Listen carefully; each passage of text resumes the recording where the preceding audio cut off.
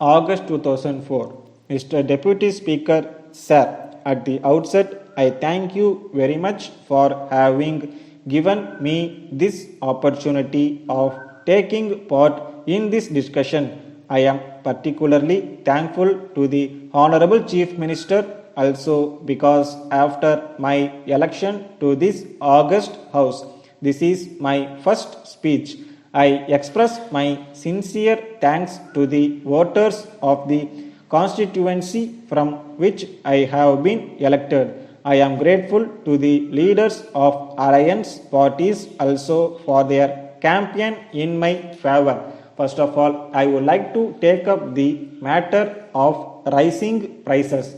I am sure that our government will be in a position to tackle this difficult problem effectively within a few months.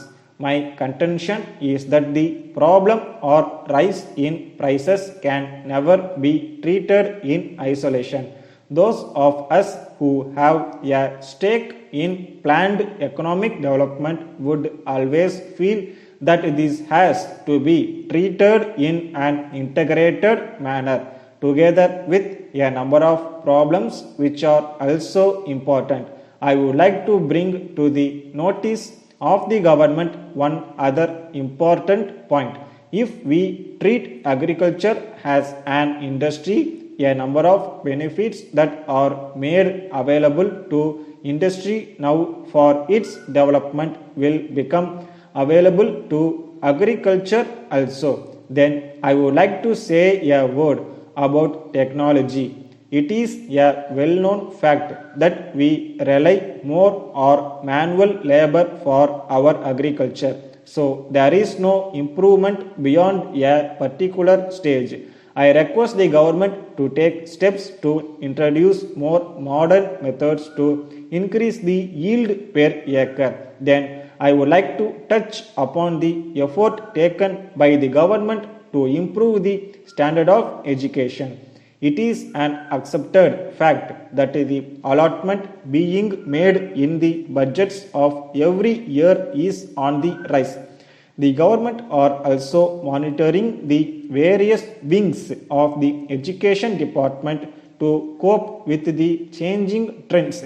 I request the government to give priority to the important needs of the school-going children.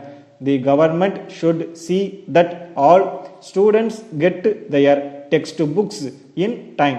There is a general complaint that new books are not made available in time to meet the actual demand. When the schools reopen after vacation, the teaching community should be alive to the changing situations and impart education to the students. They should not lag behind when compared to the other states. In this connection, I am confident that the government will also look after the welfare of the teaching community. We have to bear in mind one other important matter, and that is about the public distribution system. The government are taking steps to supply food articles at subsidized rates to the people below the poverty line. Though the subsidy element is more, the intention of the government is to serve the poor and needy in the larger interests of the state. Then I wish to point out that more industrial units should be set up in the backward areas in order to provide employment to the educated you men and women. I hope and trust that banks will offer loans at low rate of interest to those who wish to start industries in the rural areas. I also want the government to bestow more attention on the laying of roads to connect each and every village. I learned that the government at the center are allotting funds for that purpose. We should make use of those funds and do the needful. I am sure that the people of this state will be benefited by the various schemes of our government. Thank you. Letter dated the 10th November 2003 from Ram and Sons Madurai to Messrs. John Brothers Chennai. Dear sirs, we are in receipt of your letter of the 3rd instant wherein you have stated that you have already settled our dues by means of a demand draft for 5,000 rupees. In this connection, we would like to draw your kind attention to our reminder last week. We are very sorry to state that we have not received any letter enclosing your demand draft in settlement of our dues.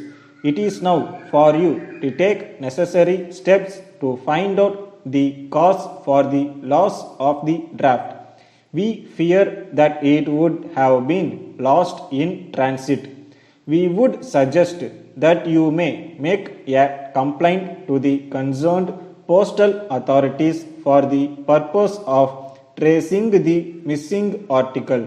If it is not worthwhile, you may approach your bankers for issue of a fresh draft in place of the last one.